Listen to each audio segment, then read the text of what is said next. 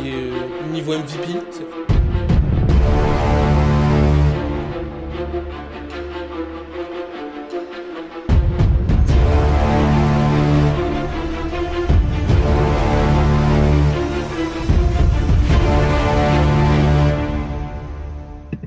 Bah voilà. Monsieur, vous voulez pas de moi. Salut, salut, non, j'ai un petit bug, je pensais que t'étais dessus, mais... Non, non, écoute, bah c'est bon. Ok, bon, comment ça va, Thomas? Ça va beaucoup mieux que la dernière fois où on était tous les deux malades, là, ça a l'air Oui, c'est d'aller vrai. très très mieux. C'est vrai, c'est vrai, c'est vrai, c'est clair. Content de retrouver tout le Là, monde hein, pour parler MLS encore une fois. ouais, bah ouais, carrément. Je suis d'accord avec toi. Très content. Programme assez court, alors qu'il y a eu deux semaines de match, on va dire, à proprement parler. Mais parce qu'on a décidé de... Pardon, excuse-moi. Hop. On a décidé de se concentrer sur deux équipes. Enfin, on a déjà fait quasiment le tour de toutes les équipes, hein. Déjà, mine de rien, dans ce les chaudes, hein. Franchement, il n'y a peut-être pas une équipe qu'on n'a pas parlé cette année. Donc, forcément, on tourne en rond et on a décidé de parler de celles qui nous ont le plus ébloui, en tout cas sur les deux derniers matchs. Et il y avait que seulement trois équipes, il me semble, c'est ça que je t'ai dit, Ouais, c'est ça. qui ont gagné les deux derniers matchs. Donc, c'était qui sont déroulés ce week-end et la semaine dernière. Enfin, et pendant la semaine, je veux dire. Donc, c'était le Los Angeles Galaxy, Houston Dynamo et le dernier Cincinnati. Mais étant donné qu'on a déjà parlé de Houston Dynamo en début de semaine dernière, lundi dernier ou mardi dernier, je sais plus. Bon, bref. Lors de la dernière émission, en tout cas, on en avait Voilà parlé. ça. On avait déjà parlé de Houston.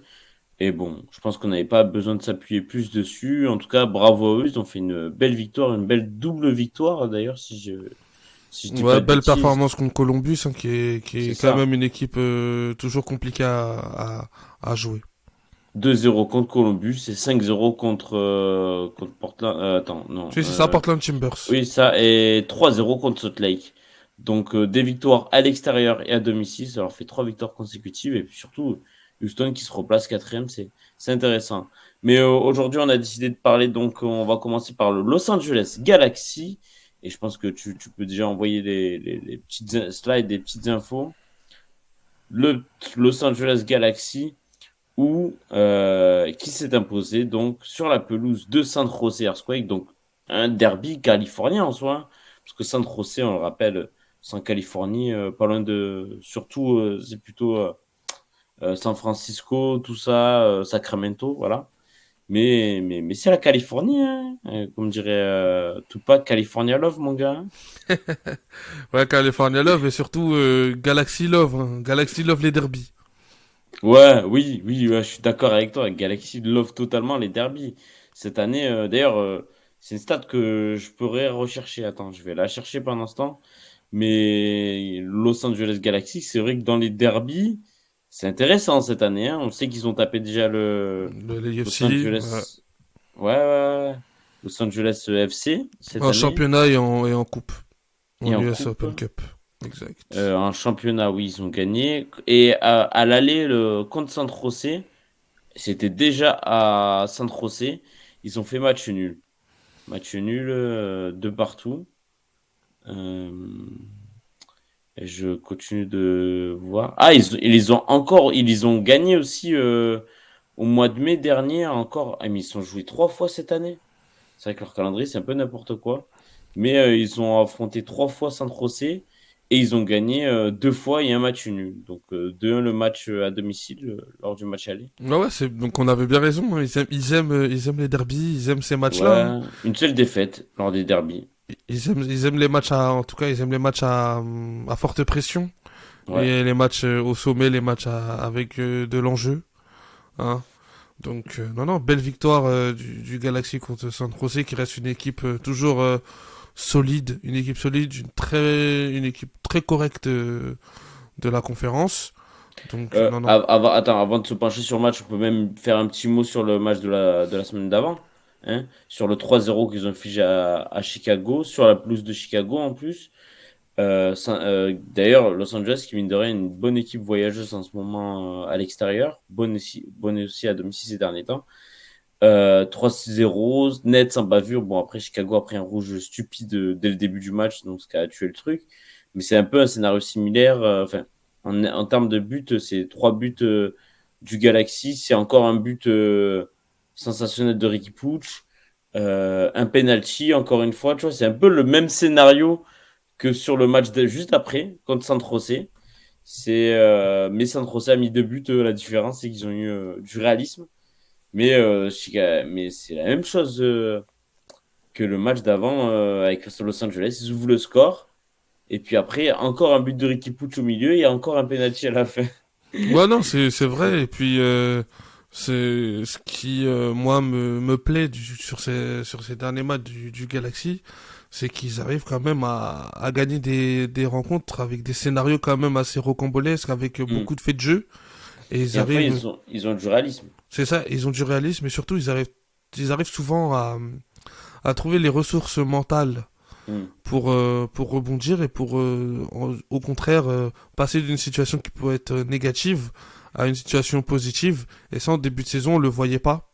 Ça, au début de Mm. saison, au contraire, c'était dès que ça allait mal, l'équipe s'effondrait Ouais, c'est et vrai, ça a hein. continué dans une spirale infernale. Là, on sent que on a trouvé des cadres, on a trouvé des joueurs fiables, des joueurs qui peut-être doivent peut-être haïr la défaite, et Mm. ces joueurs-là remettent l'équipe souvent dans les bons rails. C'est le cas par exemple d'un Ricky Puig, hein, Mm. qui est décisif toujours dans les moments chauds des rencontres.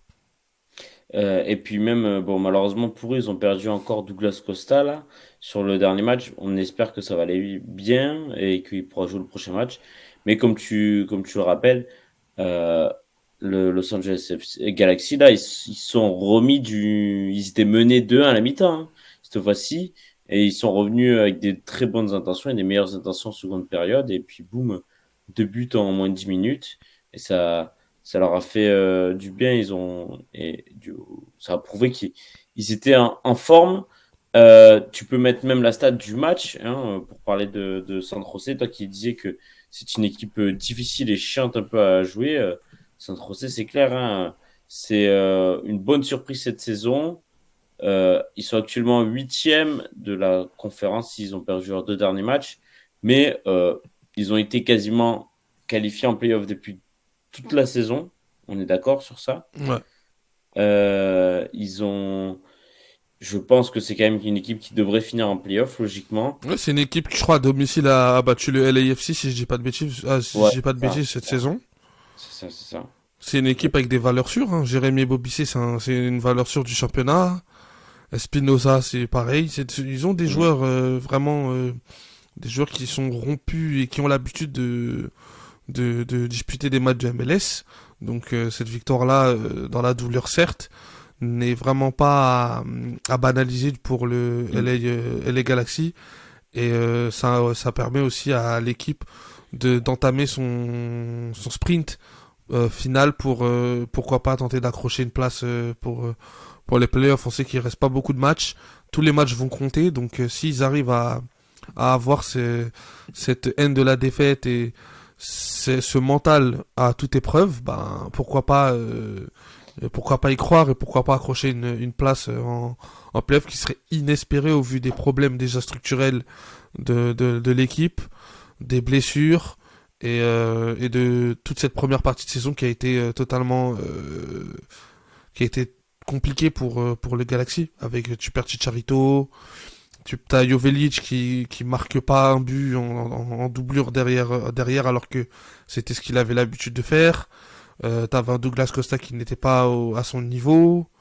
Euh, t'as eu plein de blessures. T'as eu des suspensions. Ça a vraiment été c'est vraiment une saison compliquée pour le Galaxy.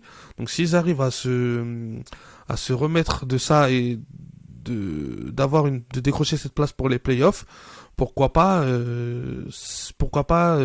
donner un nouvel élan à cette équipe et pourquoi pas devenir une équipe plus qu'intéressante pour les saisons à venir.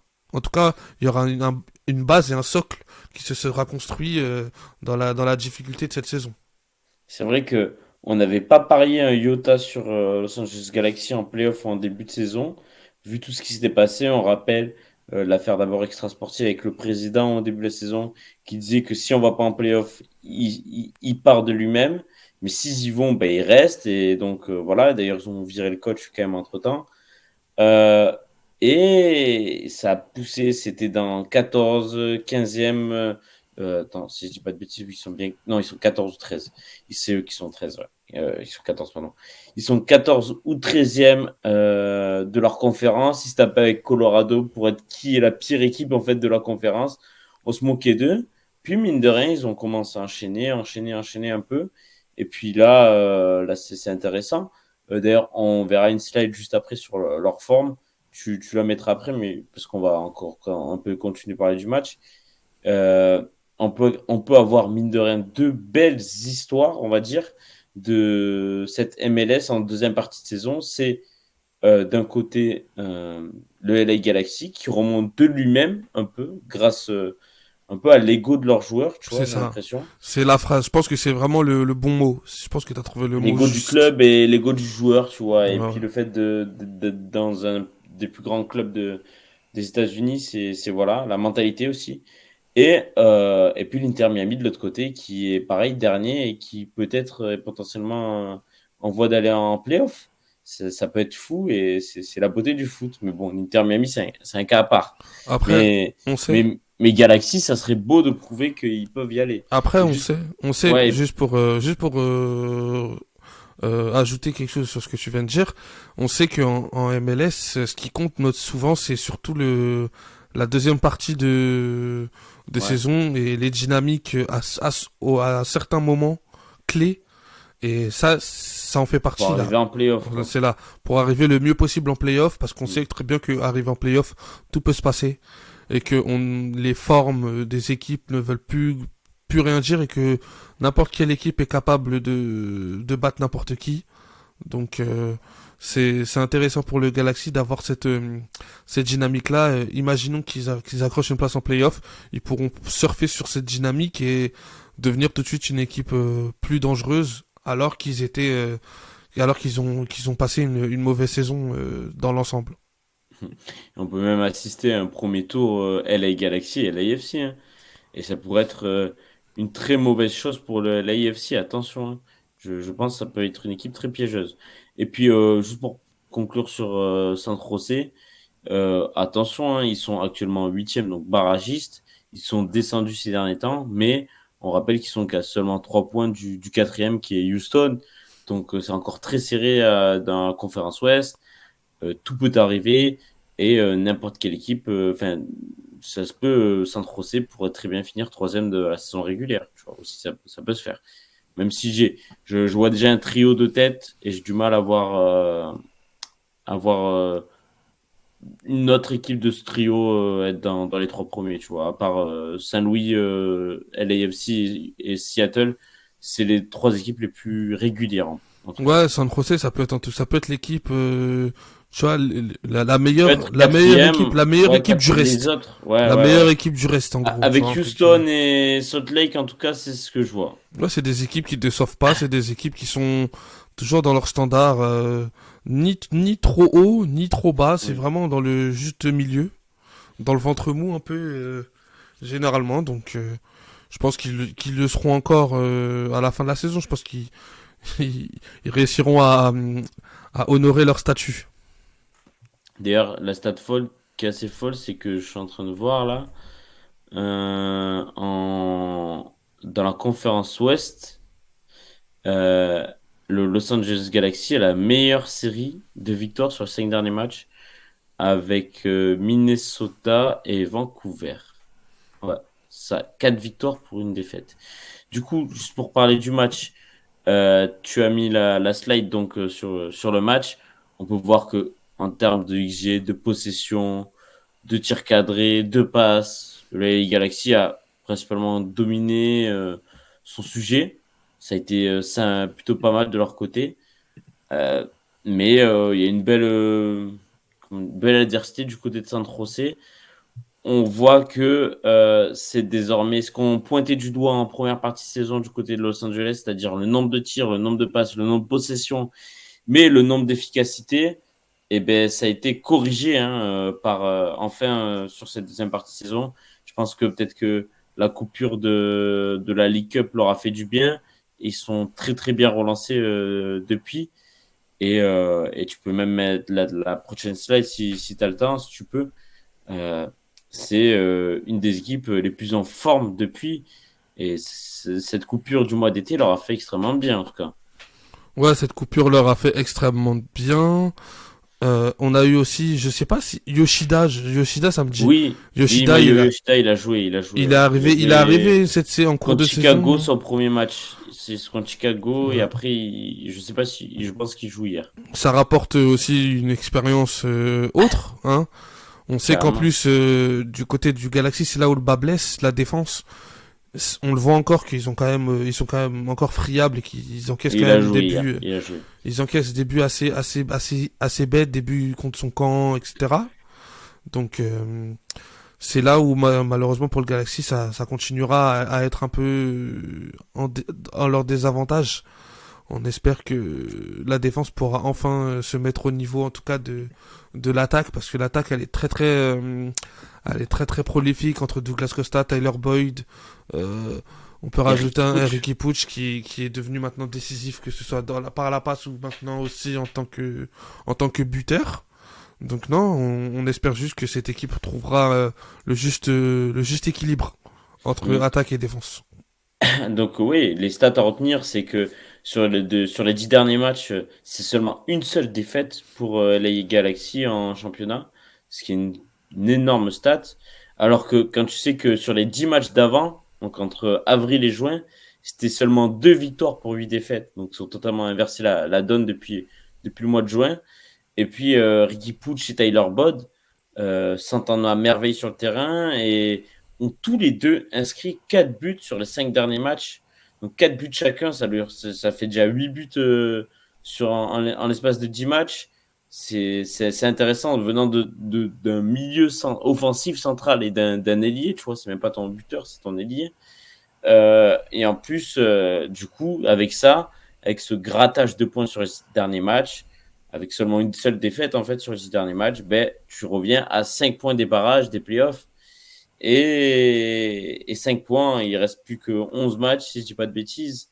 Ça veut, je veux dire, ils sont facilement prenables les 5 points, tu vois. Et puis même, en plus dans Ricky Puig et Tyler Boyd, t'as aussi Jovelic qui a enfin trouvé le chemin des filets.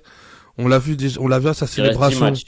Il reste 10 matchs. On l'a vu à sa Oui, célébration t'as où raison. on l'a senti un peu, tu vois, lâcher toutes Libéré, ouais. ces émotions négatives, ces énergies négatives. Donc, si on retrouve un Jovelic qui se remet à être efficace comme il a pu l'être en tant que doubleur de Chicharito depuis plusieurs saisons déjà, bah, tu retrouves un Galaxy forcément plus attrayant et un Galaxy qui va grappiller des points pour accrocher un barrage de playoff ou même une place directement qualificative en playoff.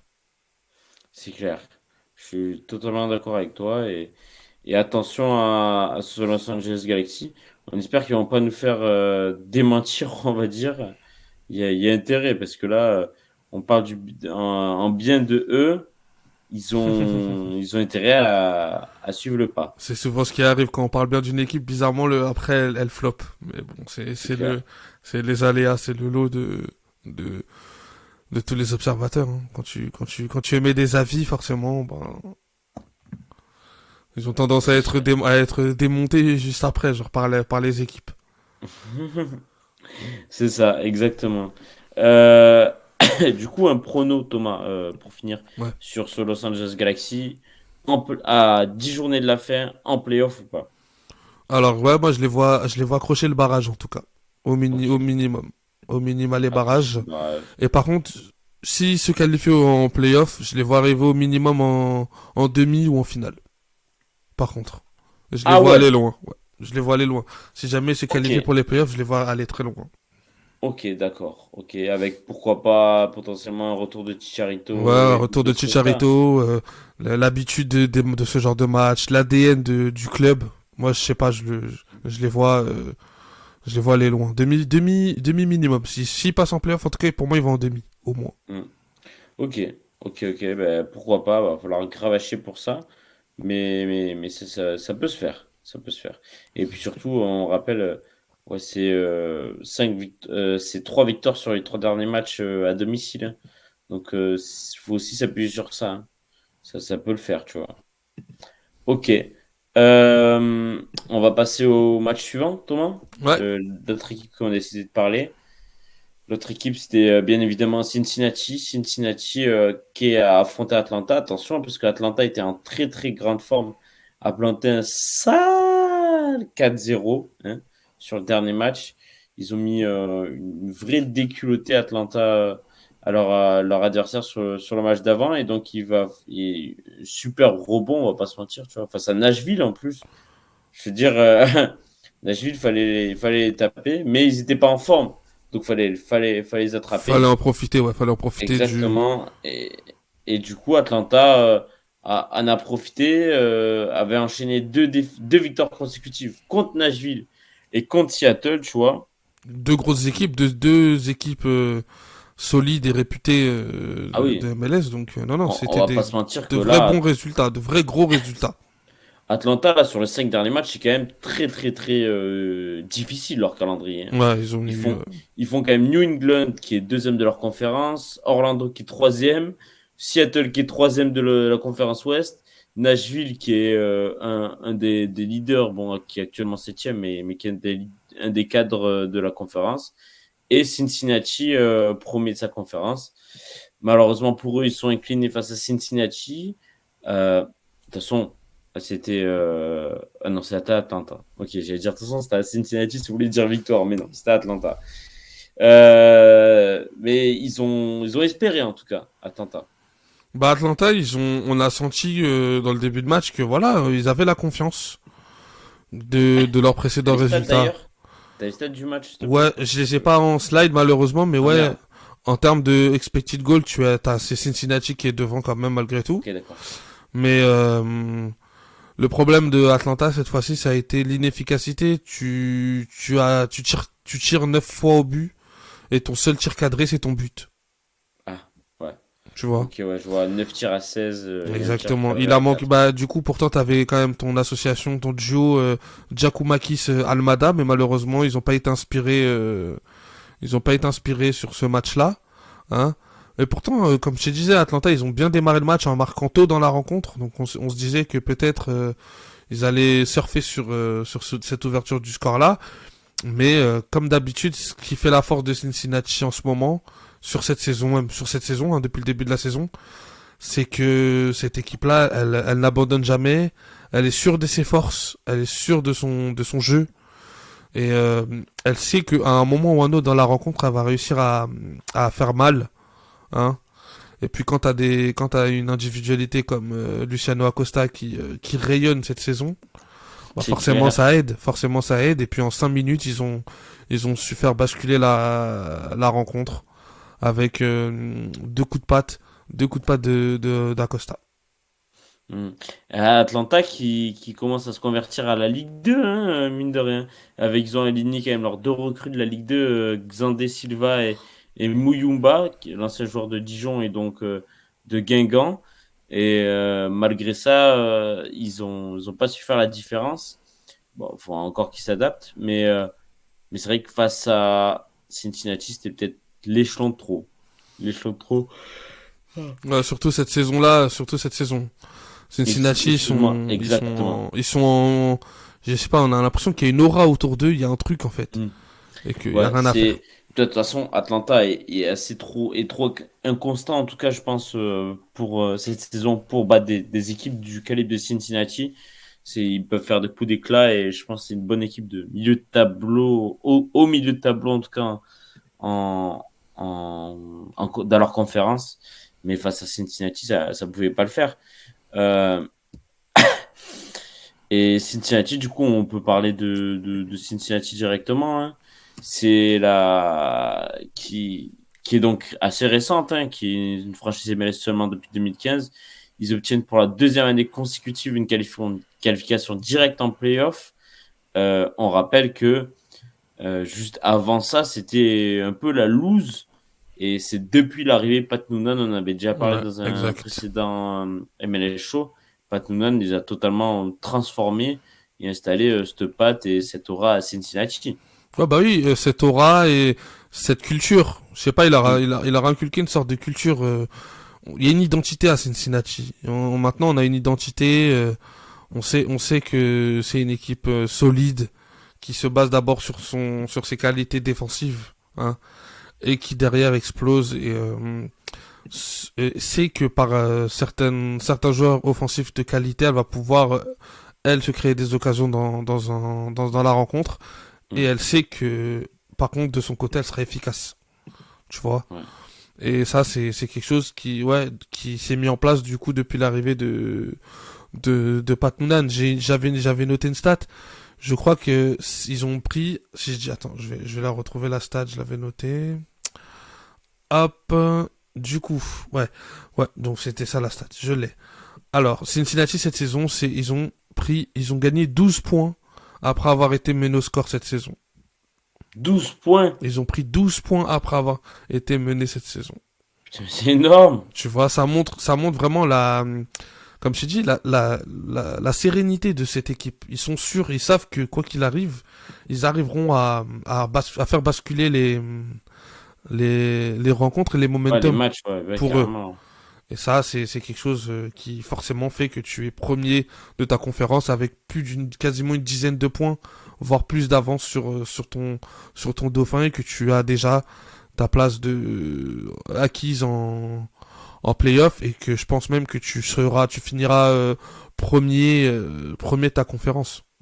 Je pense Ouais, que c'est quasi carrément, sûr.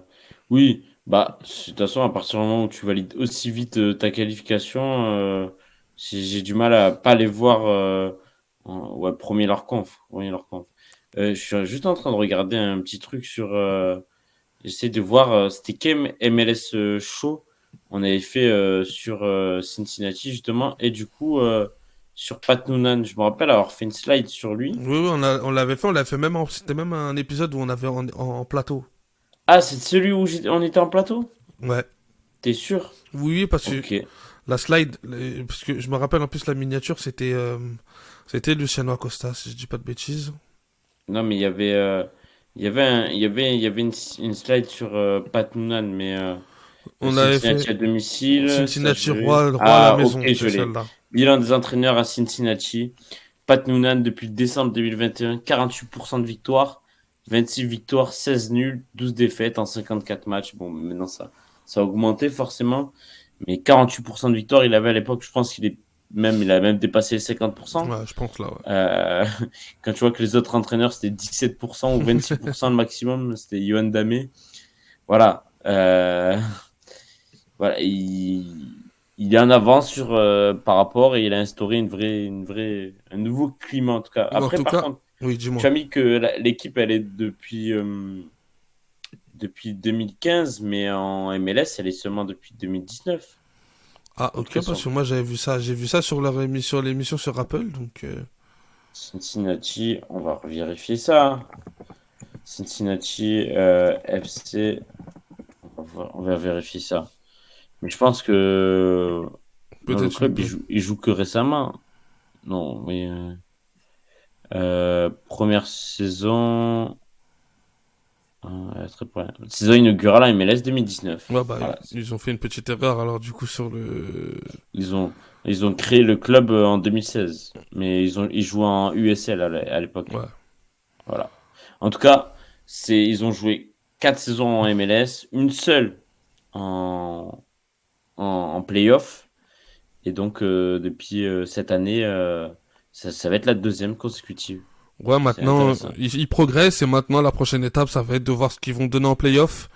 Et est-ce que du coup ça peut devenir une équipe sur la durée, sur les saisons, sur les prochaines saisons, une équipe qui compte en MLS, une équipe sur laquelle tu la projettes en tout cas parmi les vainqueurs potentiels. Tu vois, en fin de Ah playoff. bah, là, clairement, Il va être là maintenant le prochain step pour eux. en fait, c'est surtout, je ne vois pas qui peut les menacer du côté de la conférence Est. Qui? Cite-moi, à part, peut-être, tu vois, en plus, Nashville, là, je vois, certes, ils ont fait finale de League Cup et tout ça, Ils sont en galère monstrueuse en championnat. Ils sont sur 4 défaites en 5 matchs. Aucune victoire sur les 5 derniers matchs. Ça perd contre Chicago, contre Philadelphie, Atlanta, Inter Miami, tout ça. Et sérieusement, Orlando, je le vois Ben, pas moi, honnêtement, tu qui se vois, relance je sais pas, bien. une équipe comme Atlanta, tu tires une équipe comme Atlanta, une équipe comme Ouais, mais Philadelphie, tu vois, Atlanta, c'est irrégulier sur 2 matchs. c'est capable. Je vois pas Atlanta taper Cincinnati sur les 2 matchs. Encore moins à la maison. Par contre, Philadelphie, oui, à la rigueur.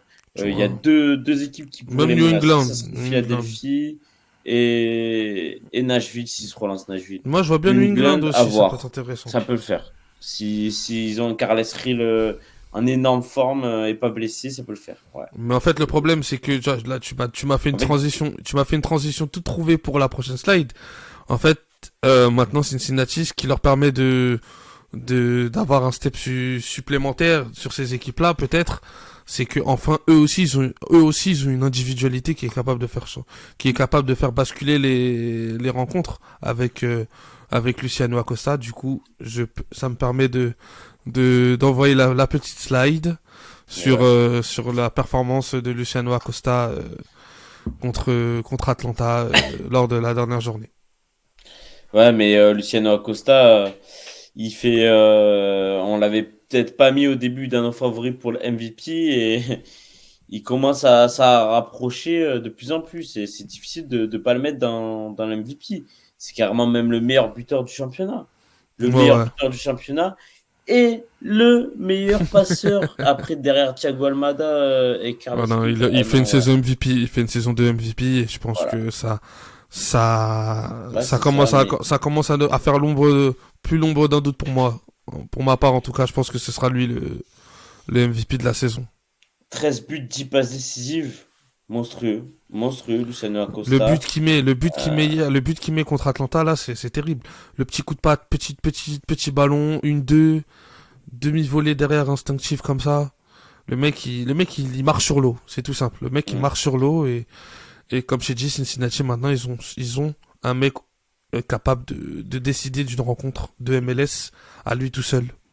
Et C'est clair. ça change. Et ça fait la différence. Et c'est pour ça qu'il n'y a pas beaucoup d'équipes qui qui peuvent les déranger quand tu regardes les effectifs, tout simplement, en fait. Et l'influence que Acosta a dans le jeu de son équipe. Et puis On même, espère juste qu'il n'y aura pas de blessure, du coup, parce que, ouais, ouais, voilà. pour les playoffs, on le voit. Mais en tout cas, il est en forme et il est là pour les playoffs, ben, ça peut faire très très mal. Même, et puis même, meilleure équipe de la saison régulière, pour le moment, ils vont gagner le Shield, c'est sûr et certain. Ils ont 10 points d'avance, Thomas, 10 points d'avance sur le premier de la conférence opposée, de la conférence Ouest. Donc, c'est lunaire. Genre, Cincinnati, 57 points et Saint-Louis, 47 points. C'est abusé. C'est totalement lunaire.